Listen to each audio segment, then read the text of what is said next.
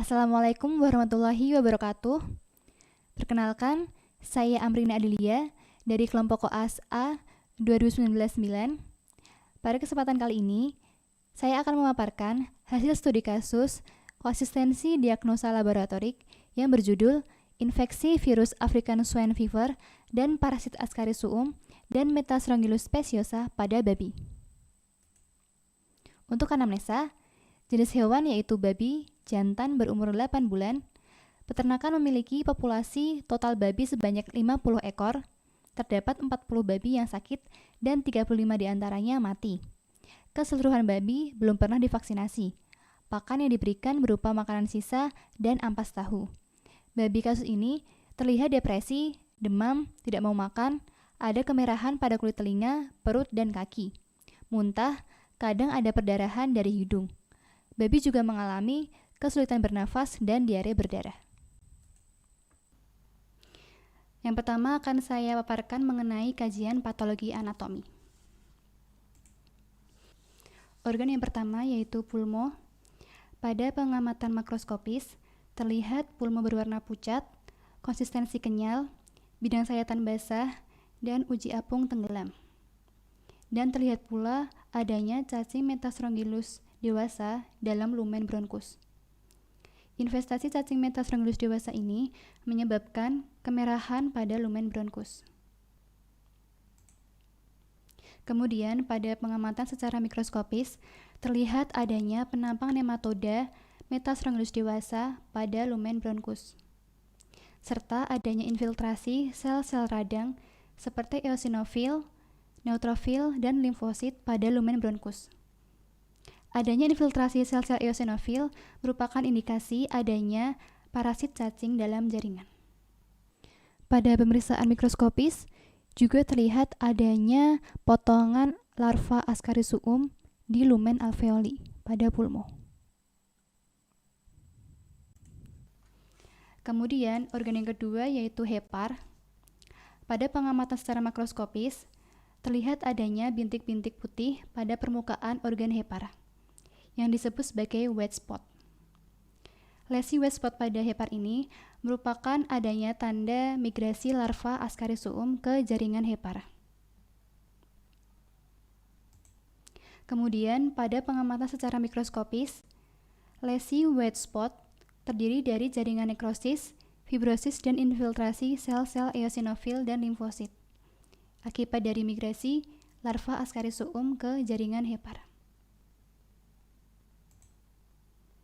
Kemudian organ yang ketiga yaitu limpa. Pada pemeriksaan makroskopis, infeksi virus African Swine Fever menyebabkan limpa mengalami hiperemi splenomegali, di mana limpa bisa sampai 6 kali lebih besar dari ukuran normal. Limpa memiliki tepi bundar, konsistensi rapuh, dan berwarna ungu kehitaman, serta menempati seluruh rongga perut dari satu sisi ke sisi yang lain. Pada pengamatan secara mikroskopis, terlihat eritrosit yang melimpah di dalam pulpa merah, penipisan limfoid, serta folikel limfoid sangat kecil di pulpa putih. Pada pemeriksaan mikroskopik juga terlihat adanya badan inklusi intrasitoplasmik viral di organ limpa. Kemudian, organ selanjutnya yaitu usus halus. Pada pengamatan makroskopis, terlihat cacing Ascaris-suum dewasa pada lumen usus halus, di mana mukosa berwarna kemerahan akibat adanya cacing Ascaris-suum pada lumen usus halus. Kemudian pada pengamatan mikroskopis usus halus, ditemukan adanya sel-sel eosinofil di dalam jaringan usus halus. Adanya infiltrasi sel-sel eosinofil menunjukkan bahwa jaringan tersebut terinfeksi oleh Ascaris-suum dewasa atau akibat migrasi larvanya. Pada pemeriksaan mikroskopik juga terlihat adanya potongan Ascaris-suum dewasa di lumen usus halus. Kemudian organ selanjutnya yaitu ginjal. Pada pengamatan makroskopis terlihat warna kemerahan pada permukaan ginjal dan adanya hemoragi petechiae pada permukaan korteks. Pada pemeriksaan mikroskopis, terlihat adanya hemoragi interstitial pada bagian korteks ginjal. Hal ini disebabkan karena adanya infeksi African Swine Fever. Organ selanjutnya yaitu nodus lymphaticus mesenterica. Pada pengamatan makroskopis, terlihat nodus lymphaticus mesenterica berwarna kemerahan, ukurannya membesar, dan konsistensinya padat. Pada pengamatan mikroskopis, terlihat adanya nekrosis limfosit dan karyoreksis pada zona perifolikuler dan area subkapsular. Pada pemeriksaan mikroskopik juga terlihat adanya badan inklusi sitoplasmik viral.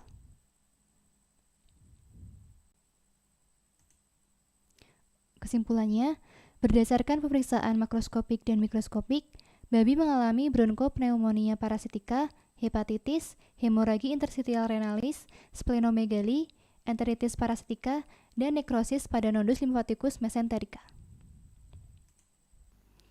Kemudian akan saya paparkan mengenai kajian parasitologi. Untuk metode pemeriksaan ada dua, yaitu pemeriksaan feses dan pemeriksaan organ. Untuk pemeriksaan feses dilakukan pengapungan sentrifus dan uji McMaster. Lalu pada pemeriksaan organ dilakukan pada organ usus halus dan pulmo. Untuk pengambilan sampel feses diambil dari babi langsung dalam keadaan fresh, lalu dimasukkan ke dalam kantong plastik dan diberi label. Pada sampel organ, untuk cacing Ascarisum dewasa, dilakukan dengan mengambil bagian dari saluran pencernaan babi dan dibawa ke lab. Untuk cacing Metastrongylops dewasa, dilakukan dengan mengambil bagian dari saluran pernafasan babi dan dibawa ke lab. Untuk pemeriksaan feses, metode yang pertama yaitu pengapungan sentrifus. Prinsipnya mengapungkan telur cacing pada feses dengan sentrifus menggunakan cairan dengan berat jenis yang lebih tinggi dibandingkan dengan berat jenis telur, sehingga telur akan mengapung. Cairan yang digunakan yaitu NaCl, MgSO4, natrium nitrat atau larutan gula. Langkahnya yaitu feses ditimbang seberat 2 gram, dimasukkan ke dalam tabung sentrifus, ditambahkan air 3/4 tabung dan diaduk hingga homogen. Lalu disentrifus dengan kecepatan 1500 rpm selama 5 menit. Kemudian tabung dikeluarkan dari sentrifugator dan supernatannya dibuang. Ditambahkan larutan garam jenuh 3/4 tabung dan diaduk hingga homogen. Disentrifus kembali 1500 rpm selama 5 menit. Kemudian dikeluarkan, supernatan dibuang, lalu ditaruh di rak tabung tegak lurus, ditambahkan larutan garam jenuh secara hati-hati hingga permukaan cembung. Dibiarkan 2 menit, kemudian objek gelas ditempel pada permukaan, lalu ditutup dengan deglas dan dicek pada mikroskop. Untuk hasil dari pengapungan sentrifus, terlihat adanya telur cacing Ascarisum dengan ciri-ciri panjang 50 hingga 80 mm dan lebarnya 40 hingga 60 mm. Kulit telur tebal, memiliki warna kuning kecoklatan, dan memiliki lapisan albuminosa, dan bagian luarnya tidak rata membentuk tonjolan yang bergerigi. Pada hasil pengapungan sentrifus, terlihat adanya telur cacing Metastrongylops dengan ciri-ciri berukuran 40 hingga 50 mm, dindingnya tebal, dan mengandung larva ketika keluar bersama feses. Kemudian, pemeriksaan feses selanjutnya yaitu dengan metode McMaster.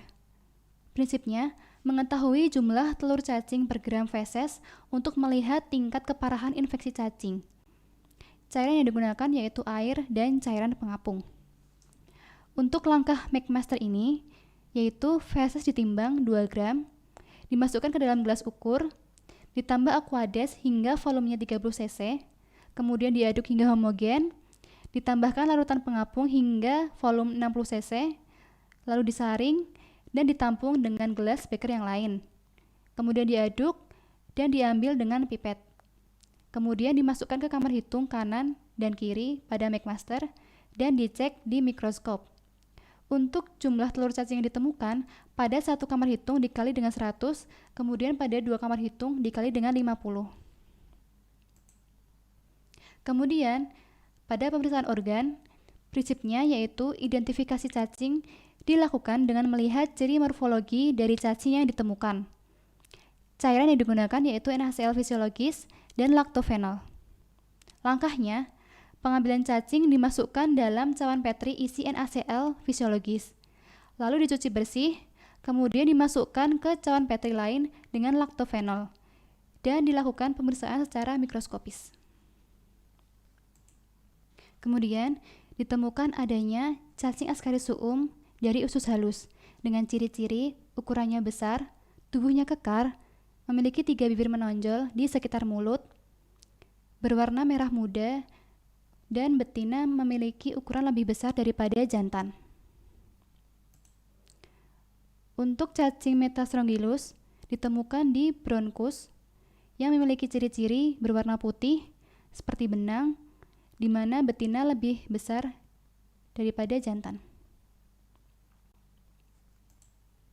Kesimpulannya, berdasarkan kajian parasitologi, babi yang mengalami askariasis dan metastrongylosis akan menunjukkan hasil positif pada pemeriksaan feses dan organ berupa terlihatnya telur cacing pada feses dan parasit pada organ. Selanjutnya, akan saya paparkan mengenai kajian mikrobiologi. Virus African Swine Fever merupakan DNA untai ganda dari famili Asfarviridae dan genus Asfivirus. Virus ini memiliki virion berbentuk bola atau partikel virus integral dengan diameter 175 hingga 215 nanometer, yang termasuk pusat genomik, terdiri dari struktur nukleoprotein atau kompleks bernama nukleoid. Struktur pusat dilindungi oleh kapsid, protein ikosahedral, dan berbentuk heksagonal. Tiap kapsid memiliki kapsomer, protein matriks, dan lipid luar yang beramplop.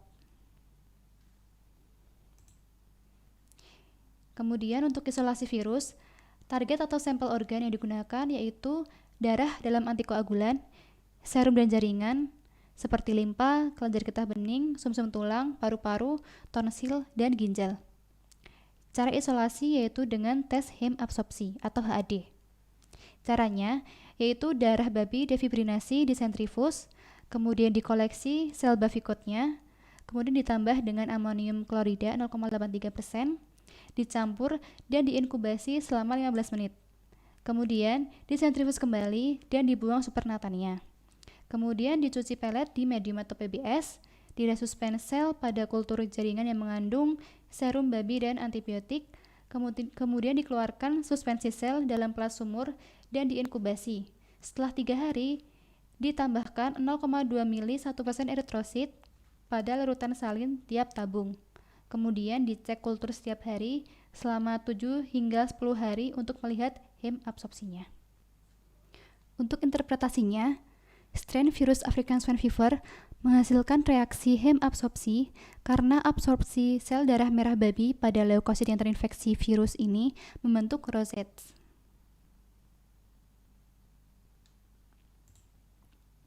Kemudian untuk deteksi virus dilakukan dengan real-time polymerase chain reaction, fluorescent antibody test, dan ELISA antigen. Untuk deteksi virus yang pertama, yaitu dengan real-time polymerase chain reaction, yaitu untuk mendeteksi genom virus African Swine Fever. Sampel yang digunakan yaitu supernatan kultur sel, darah, serum, dan homogena jaringan. Primer yang digunakan yaitu ASF VP72F 5 CCC AGG RGA TAA AAT GAC TG3 sebagai forward primer dan ASF VP72 R 5 CAC TRG TTC CCT CCA CCG ATA 3 sebagai reverse primer.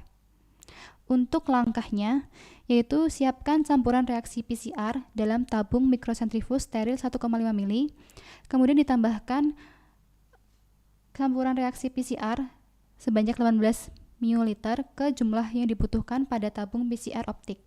Kemudian ditambahkan 2 ml tim plate DNA yang diekstraksi ke tiap tabung PCR.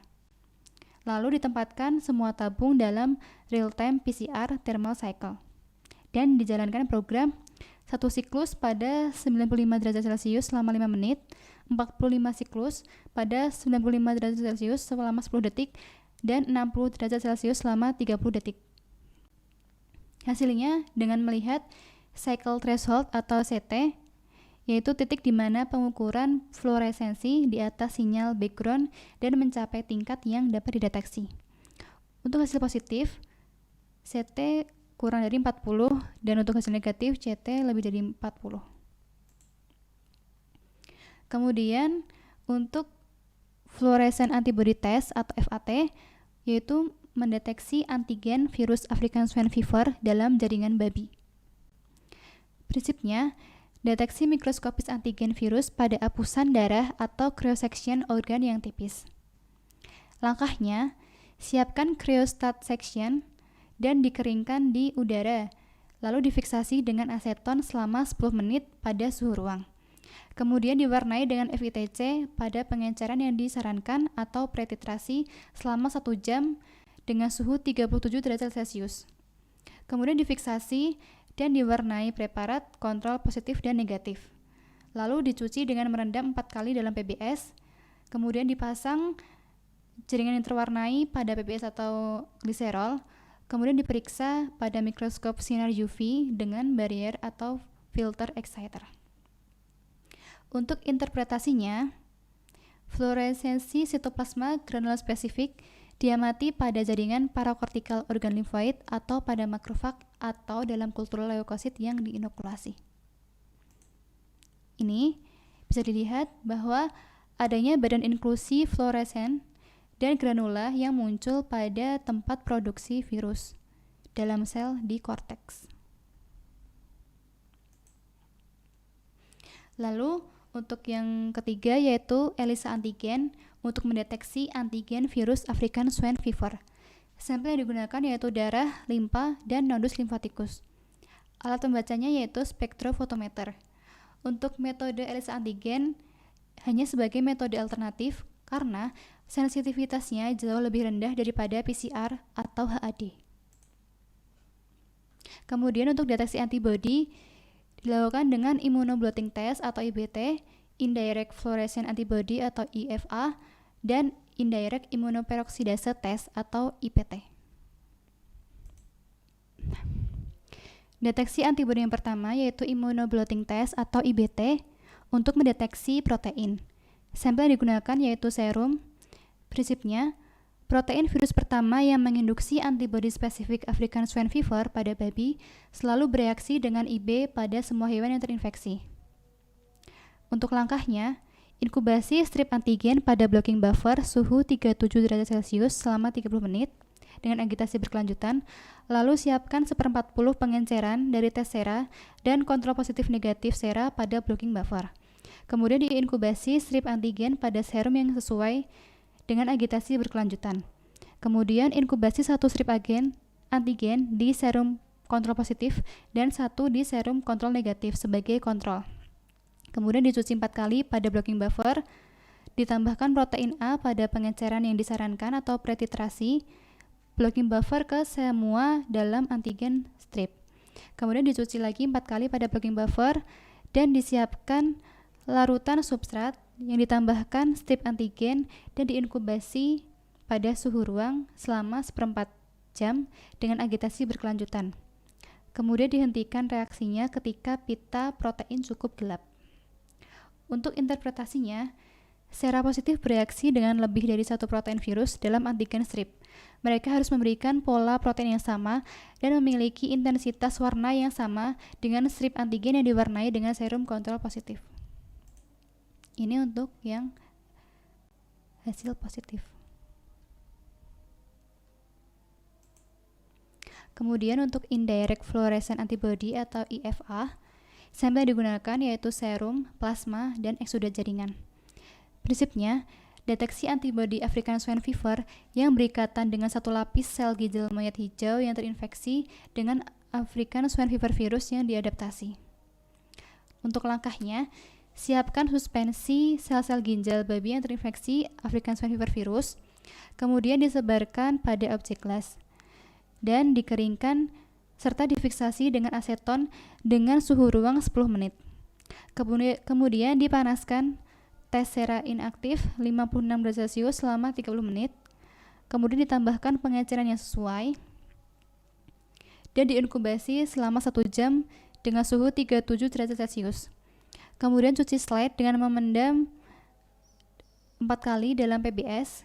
Kemudian ditambahkan pengeceran FITC dan dicuci lagi, kemudian dipasang di PBS atau gliserol dan dicek di bawah mikroskop dengan sinar UV.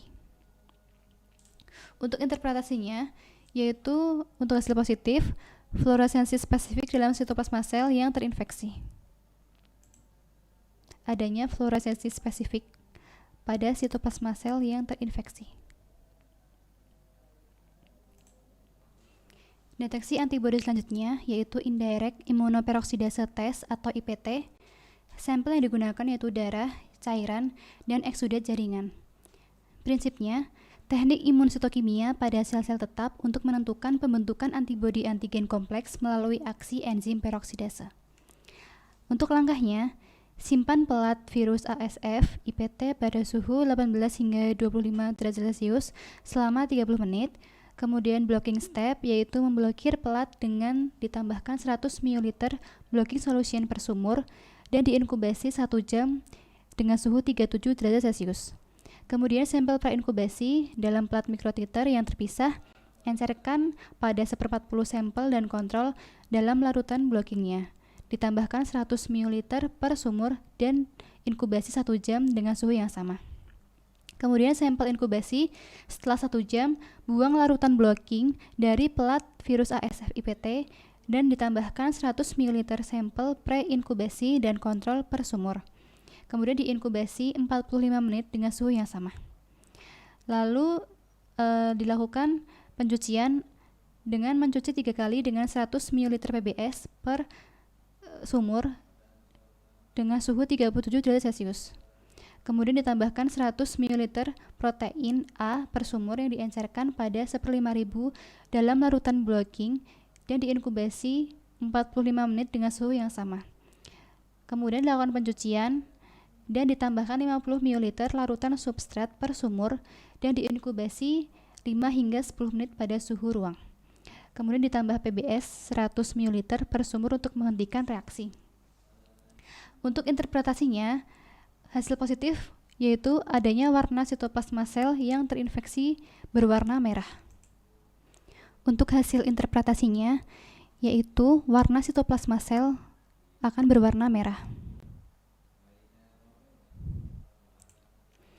Untuk kesimpulannya, berdasarkan kajian mikrobiologi, virus African Swine Fever dapat dideteksi dengan isolasi atau uji hemabsorpsi, real-time polymerase chain reaction, fluorescent antibody test, dan ELISA antigen, serta deteksi antibodi dengan ELISA antibody, indirect fluorescent antibody, dan indirect immunoperoksidase test. Selanjutnya, akan saya paparkan mengenai kajian patologi klinik. Berikut adalah hasil hematologi rutin pada babi. Data pemeriksaan menunjukkan bahwa babi mengalami penurunan eritrosit, Hb, dan PCV yang mengindikasikan bahwa babi tersebut mengalami anemia. Klasifikasi anemia dapat dilihat dari MCV dan MCHC. Apabila MCV normal, maka diinterpretasikan sebagai normositik. Apabila MCHC normal, maka diinterpretasikan sebagai normokromik. Diteguhkan bahwa babi tersebut mengalami anemia normositik normokromik. Dalam kasus ini, penyebab anemia terjadi karena perdarahan akut, dikarenakan terjadi hemoragi hampir di semua organ. Babi mengalami perdarahan dari hidung, diare berdarah, hemoragi di organ ginjal, usus, pulmo, dan hepar. Hal ini dapat memungkinkan terjadinya anemia normositik normokromik karena terjadinya kehilangan banyak darah secara internal dan eksternal dari tubuh yang menyebabkan adanya gejala seperti hemoragi dan kemerahan pada permukaan kulit. Anemia normositik normokromik juga merupakan anemia yang bersifat non-regeneratif karena tidak ada proses regenerasi dari sumsum tulang dan ditandai dengan rendahnya retikulosit yang ditemukan dalam darah. Kemudian, data juga menunjukkan bahwa terjadi penurunan pada TPP atau total protein plasma.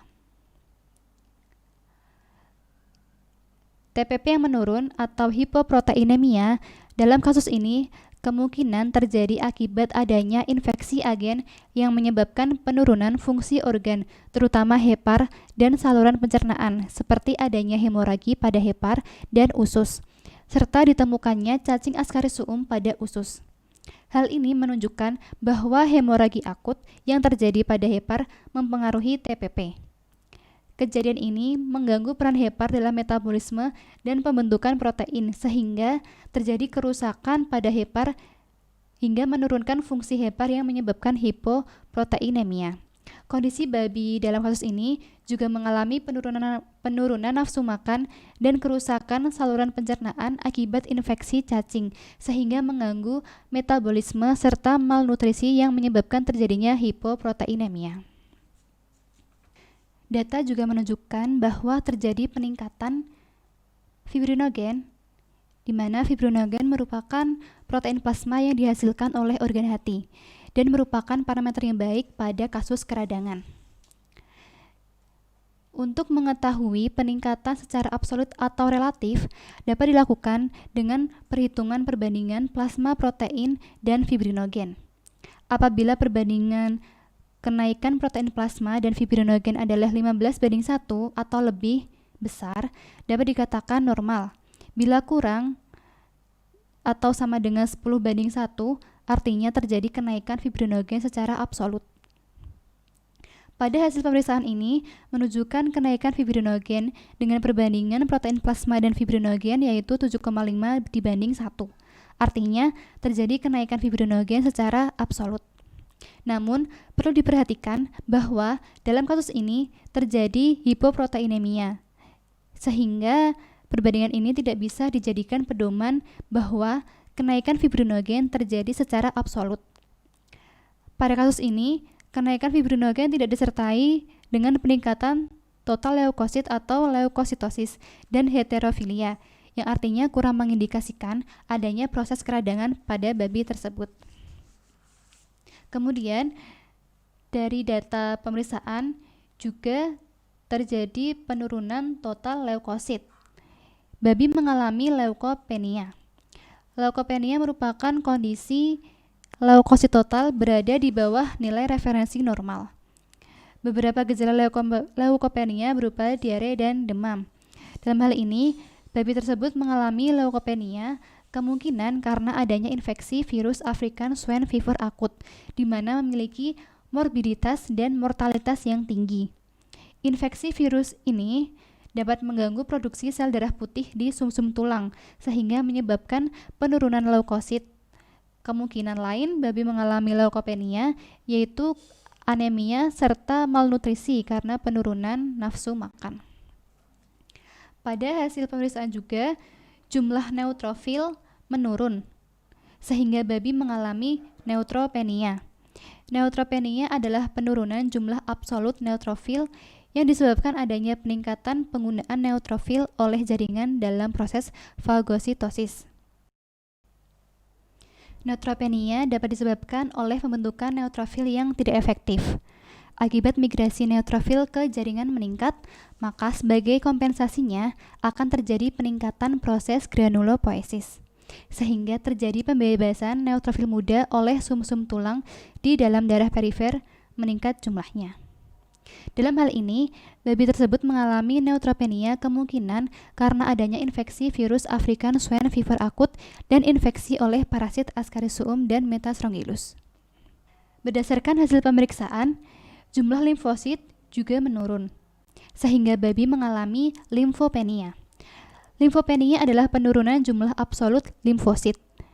Limfopenia bertepatan dengan penipisan limfoid yang ditandai dan dianggap sebagai fitur karakteristik African Swine Fever yang mempengaruhi tidak hanya limpa dan kelenjar getah bening, tetapi juga sejumlah organ limfoid yang tidak menunjukkan lesi African Swine Fever yang khas. Dalam hal ini, babi tersebut mengalami limfopenia kemungkinan karena adanya infeksi virus African Swine Fever yang akut. Berdasarkan hasil pemeriksaan, dapat dilihat juga bahwa jumlah monosit juga menurun, sehingga babi mengalami monositopenia. Monosit makrofag menunjukkan replikasi virus dan efek sitopatik, termasuk hemabsorpsi. Perubahan yang lebih signifikan dalam sel-sel ini adalah peningkatan jumlah dan sekretori aktivasi di organ target. Aktivasi peradangan adalah penyebab awal gambaran klinis dan lesi pada African Swine Fever seperti demam. Dalam tabel ini juga terlihat bahwa jumlah platelet juga menurun, sehingga babi mengalami trombositopenia.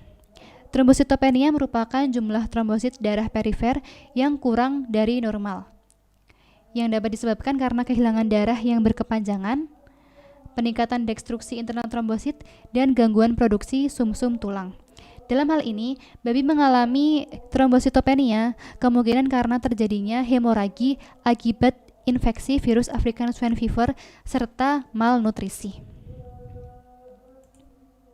Kesimpulannya, berdasarkan pemeriksaan patologi klinis, babi mengalami anemia normositik normokromik, hipoproteinemia, hiperfibrinogenemia, serta leukopenia disertai limfopenia, neutropenia, monositopenia, dan trombositopenia. Selanjutnya, akan saya paparkan mengenai patogenesis.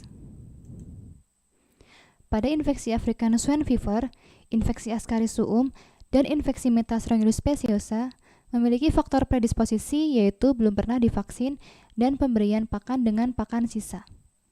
Pada infeksi African Swine Fever, jalur masuk infeksi melalui kontak langsung atau gigitan kutu, di mana nantinya virus akan kontak dengan saluran respirasi atas yang melibatkan monosit dan makrofag lalu menyebar melalui darah dan sistem limfatik.